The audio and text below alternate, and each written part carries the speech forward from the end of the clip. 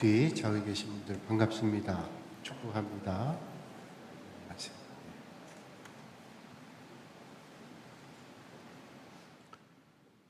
아주 오래전에 텔레비전 프로그램에서 엿장수 다큐멘터리 프로그램이에요.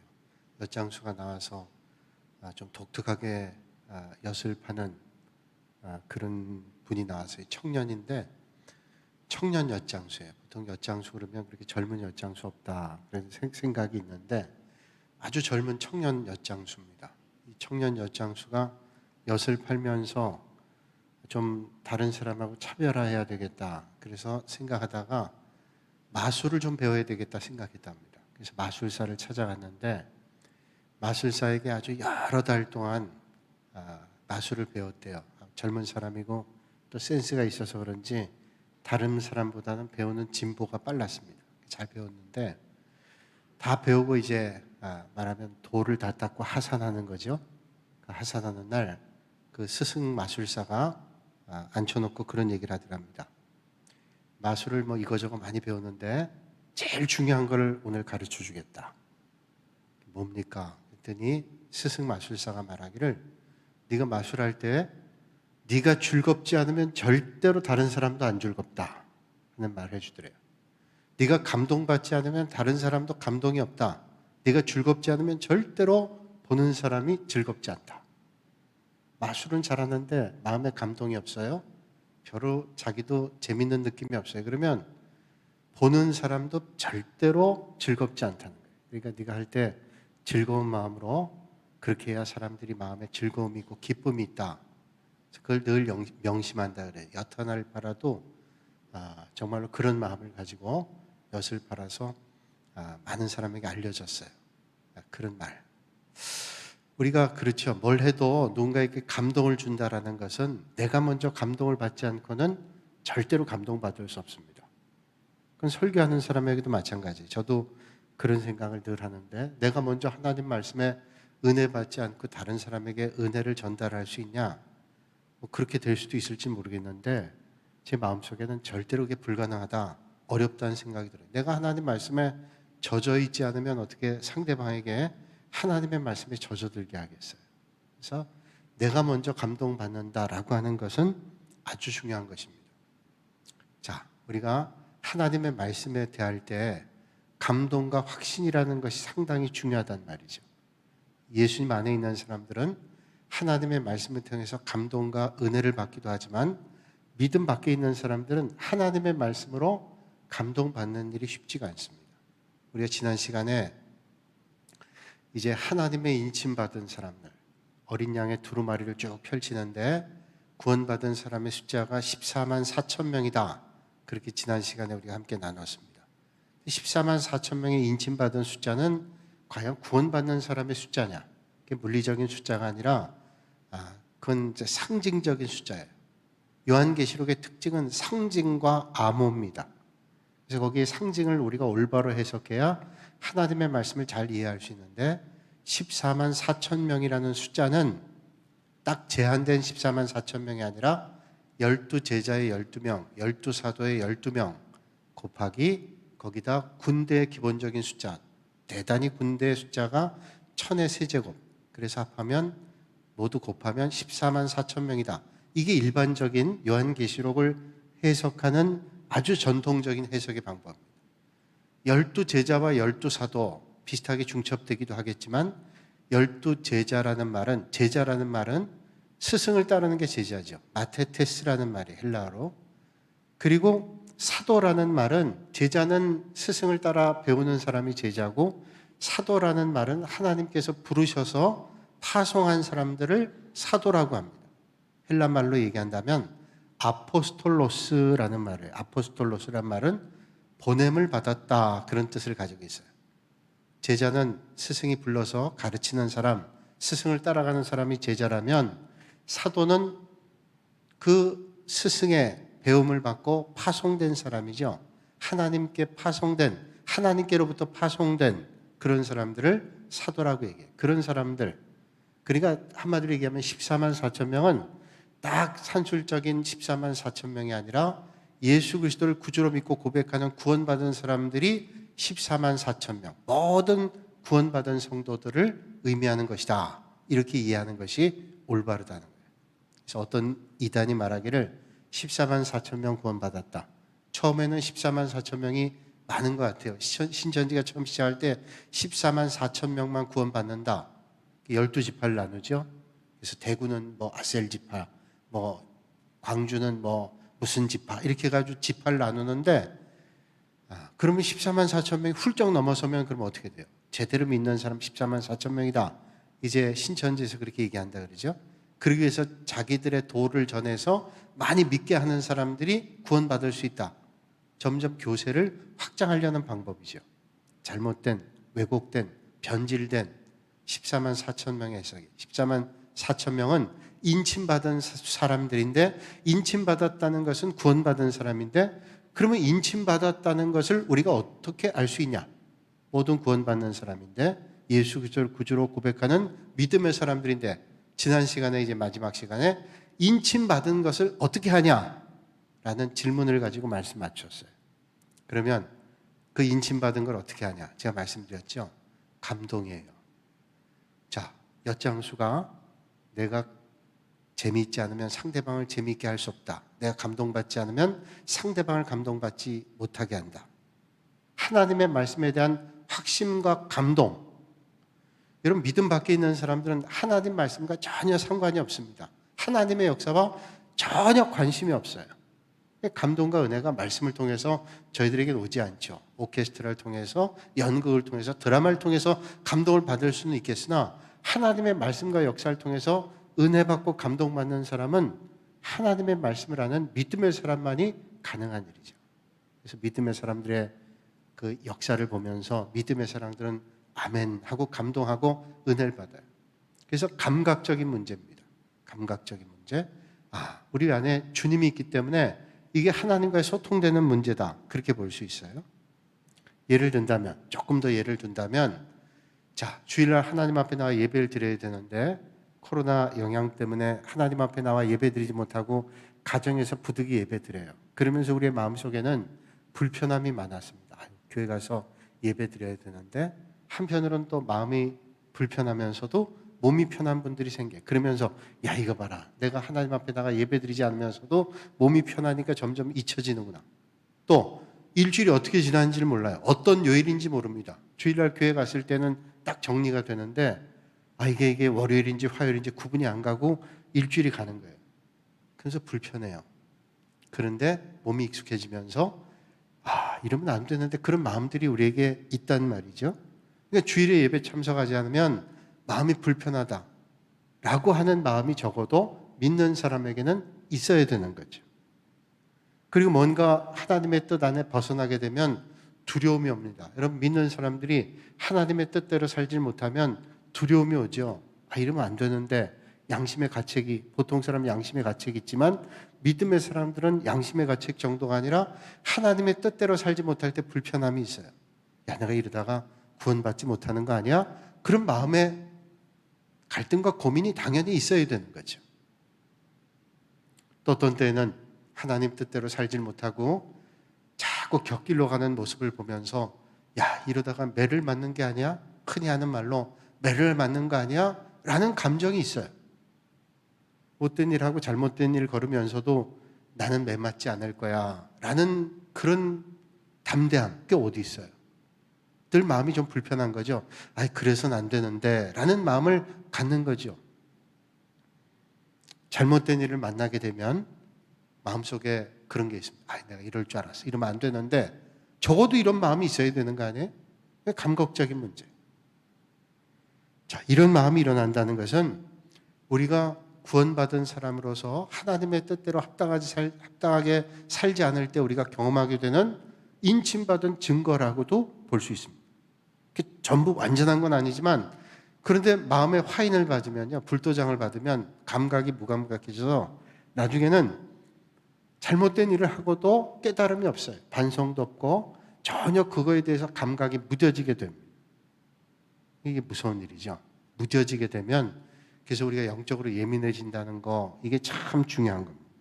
자, 그런 14만 4천이라는 게 뭐냐? 모든 성도들이고 하나님에 의해서 구원받게 되는 백성들을 말씀해 주는 거죠.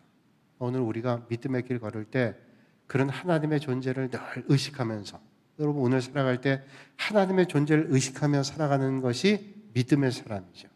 오늘도 이 밤에 그런 믿음의 확신을 가지고 살아가실 수 있는 여러분들이 되시기를 주님의 이름으로 축원합니다.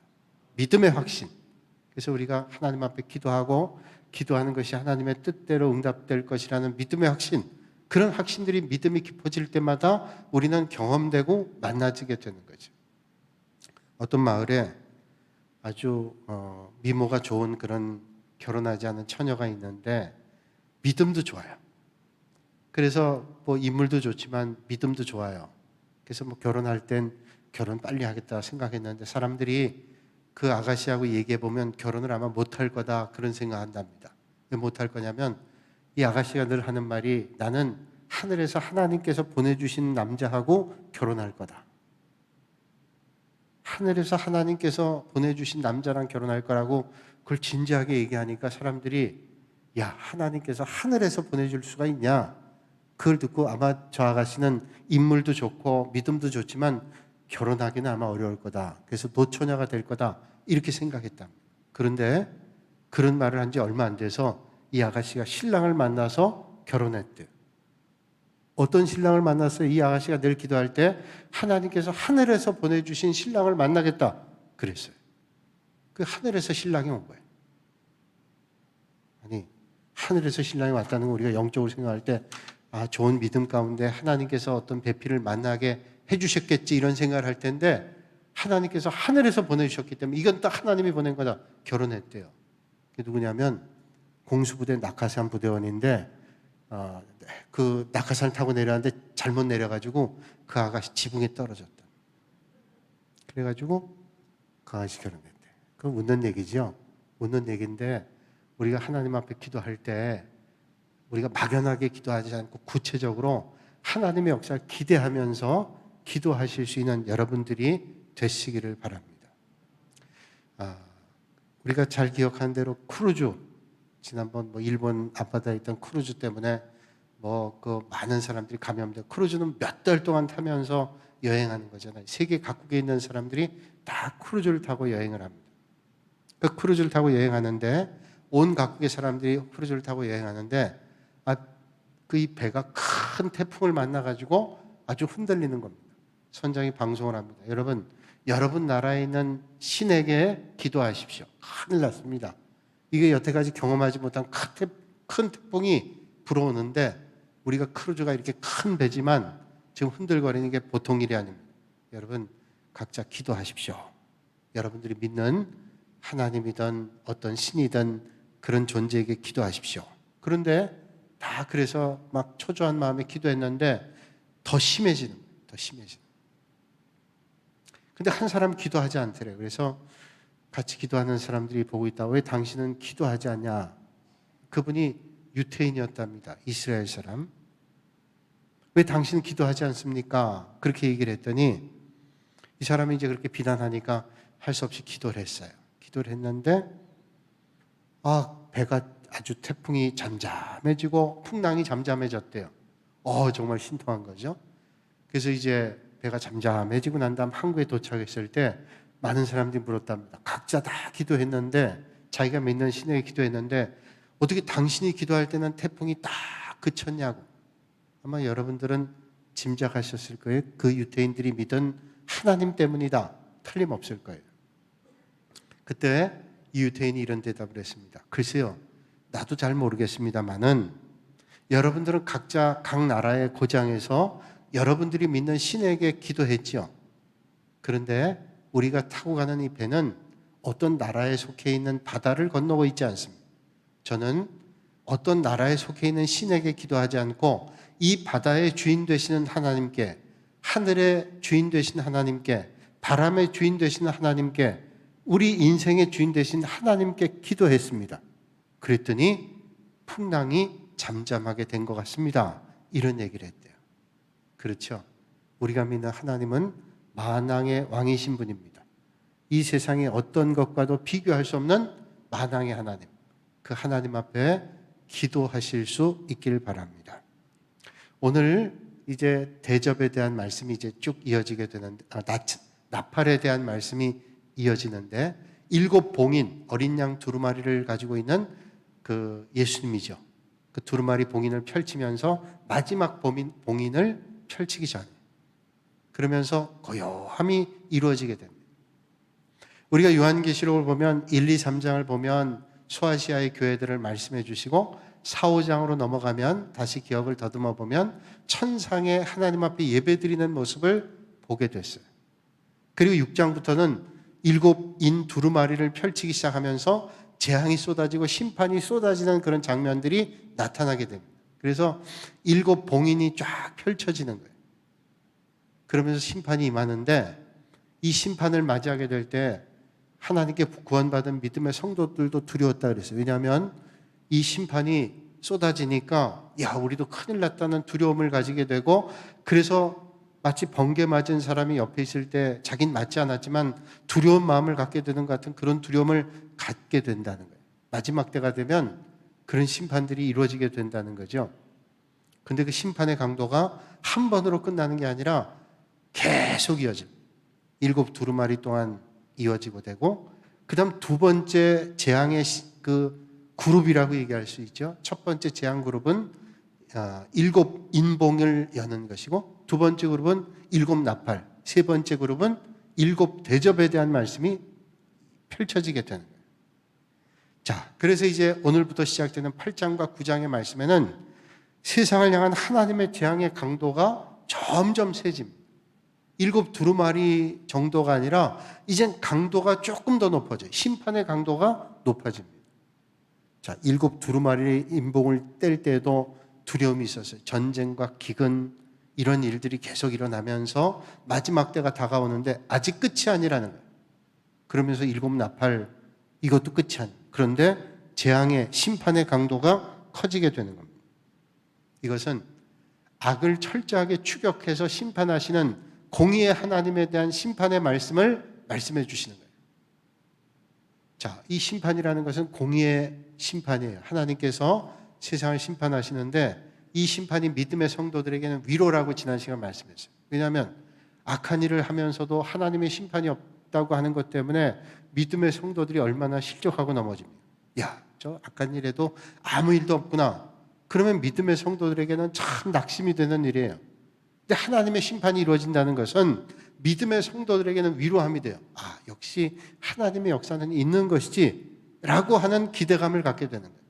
그런데 그런 기대감을 갖게 되는데 이 심판이 보통 무서운 게 아닙니다. 그럼 옆에서 그걸 보면서도 아주 두려움을 가지게 되는 거죠. 자, 그럼에도 그 심판과 재앙의 현장에서 회개하지 않고 돌아오지 않는 저들을 보면서 하나님은 돌아오기를 원하시는 거예요. 그래서 오늘 제목이 뭐예요? 8장이 돌아오라는 건 돌아오라. 회개로 돌아와라. 하나님께로 돌아. 하나님께서 심판하시는 건 뭐예요? 내가 저주받아 죽으라는 심판이 아니라 돌아오기를 하나님은 원하시는 거죠. 돌아오라는 심판의 재앙의 메시지를 주고 있는 것입니다. 심판도 두렵지만 정말로 두려운 건 뭐냐면 이 심판이 이것으로 끝이 아니라는 거예요.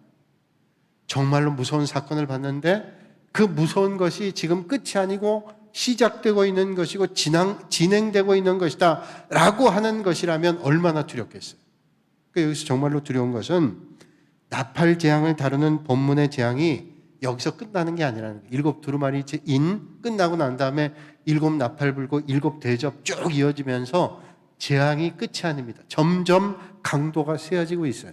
이게 두려운 일이죠. 이 나팔의 재앙은 특징적으로 오늘 잠깐 읽어보셨지만 3분의 1 재앙입니다. 3분의 1 재앙. 자, 3분의 3, 1 전체 재앙 받으면 완전한 재앙이죠. 근데 완전한 재앙이 아니라 3분의 1 재앙이에요. 자, 그 전에 우리가 기억을 해보면 7 두루마리 재앙은 4분의 1 재앙이었어요. 자, 기근이 오면 4분의 1이 굶어 죽는다. 4분의 1 재앙. 기근이 오는데 3분의 1 재앙이라 3분의 1이 굶어 죽는 거예요. 자, 코로나로 인해서 지금 치사율이 얼마나 된다, 또 감염률이 얼마나 된다 얘기하죠. 코로나나 옛날에 스페인 독감 같은 거 왔을 때 인구의 3분의 1, 유럽 같은 경우는 얼마나 많은 사람들이 콜레라나 또 스페인 독감이 왔을 때는 스페인 독감으로 치사율이 상당히 높았단 말이에요. 그럼 치사율이 뭐 2분의 1이 된다, 4분의 3이 된다 그러면 이건 정말로 무서운 일이잖아요. 그런데 두루마리 인봉을 제할 때 4분의 1 재앙이었어요. 그런데 이제 강도가 높아져서 나팔 재앙이 있어질 때에는 3분의 1 재앙을 만나게 되는 겁니다. 그러니까 나팔 재앙은 하나님의 공의로운 심판이 계속되는데 더 두려운 것은 이 심판의 재앙이 이것으로 끝나는 게 아니라 지금은 과정 속에 있어요. 완전한 심판이 이루어질 때가 아니라는 거예요. 그게 또 한편으로는 제가 말씀드린 대로 성도들에게 위로함을 주고 다시 한번 경각심을 갖게 해요. 이제 마지막 때 심판이 이렇게 두렵고 무섭다는 걸 생각하면서 믿음의 성도들이 그 시련과 심판을 보면서 우리는 믿음의 길을 어떻게 걸어야 될까를 생각해 보게 되는 거죠. 성도들은 세상에서 믿음 때문에 당하는 환난과 핍박이 있습니다. 믿지 않는 사람과 달리 믿음의 사람들이 당하는 환난과 핍박이 있어요.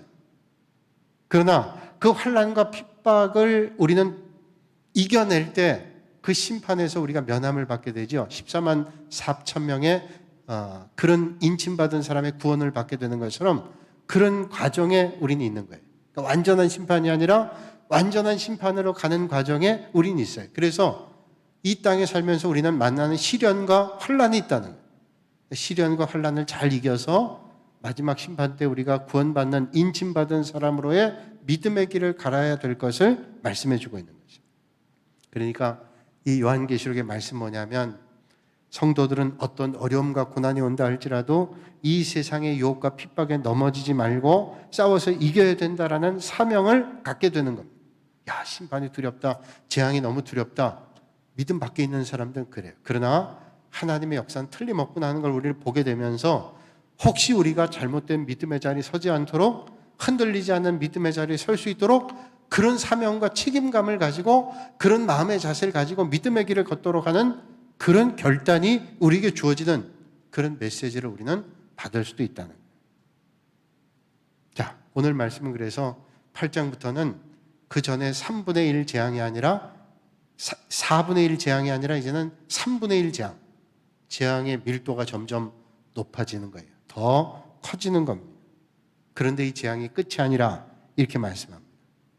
믿음의 성도들은 이 재앙과 심판이 우리에게 임한다는 것을 사도 요한을 통해서 들으면서 보면서 어떻게 믿음으로 이 고난과 시련을 잘 이겨나야 될까?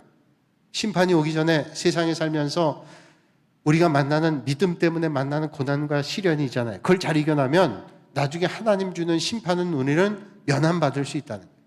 그러니까 오늘 우리가 믿음의 길 경주하면서 세상 사람과 같지 않기 때문에 받는 환난과 어려움들을 잘 이겨나가야 된다. 어떻게 살아야 될까 고민해야 된다.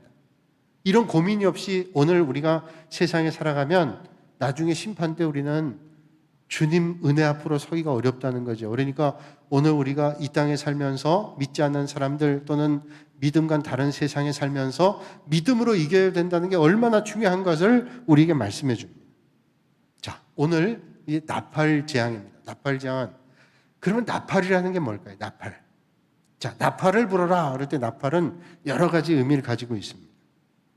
자, 이스라엘 백성들에게 나팔은 이런 의미가 있죠. 나팔을 불 때는 전쟁을 알릴 때 나팔을 부릅니다. 그렇죠?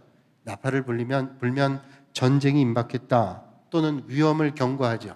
뭐 영화 같은 거 보면 적이 오면 막내에 있던 사람이 나팔을 불거나 신호를 해요. 나팔을 딱 몇 번 불면 지금 적이 얼마나 왔다 다 연결해서 뒤에서 준비하도록 하죠. 전쟁을 알리거나 중요한 사건들을 알리는 게 나팔입니다. 또 그런 의미뿐 아니라 나팔은 거룩한 하나님께서 말씀하신 절기를 지켜야 될 때 나팔을 부릅니다.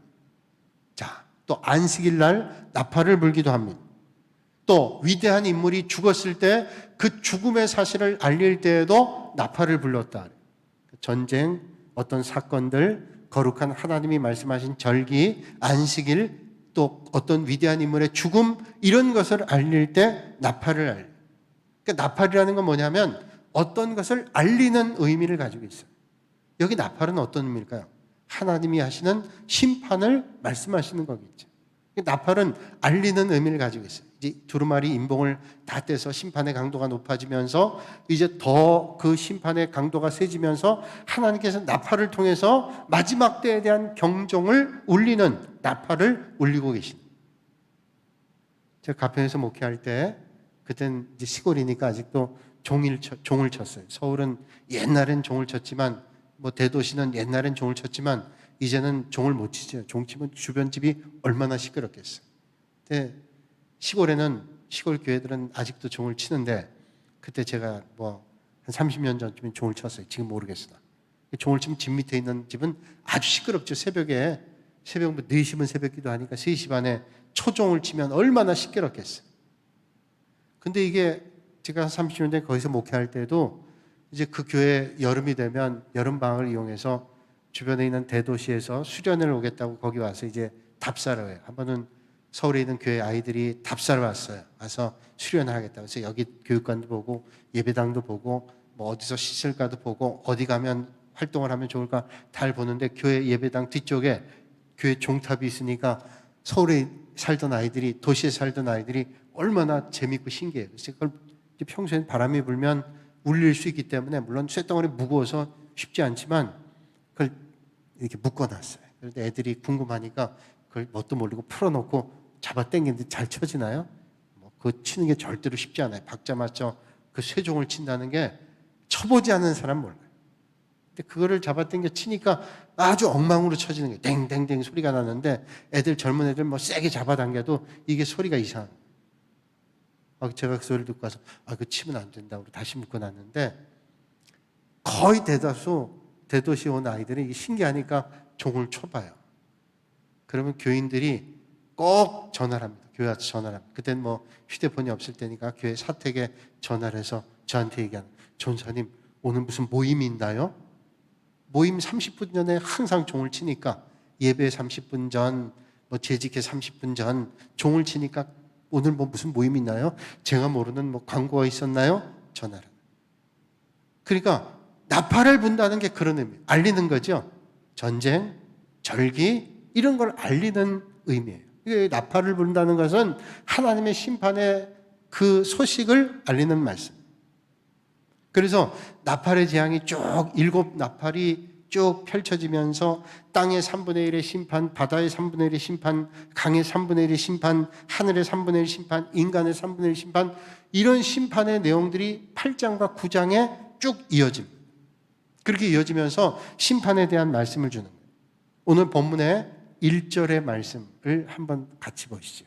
1절 앞에 화면에 띄워주는데 한번 같이 한번 읽어볼까요? 1절 말씀 시작. 7째 인을 떼실 때에 하늘이 반시간쯤 고요하다니. 자, 아직은 나팔을 불지 않아요. 7째 인을 떼실 때 하늘이 반시간쯤 고요하다. 7째 마지막 인을 떼면서 마지막 7째 인봉을 떼면서 다시 첫 번째 나팔로 이제 연결이 되는데 이때 반시간쯤 고요했다. 이게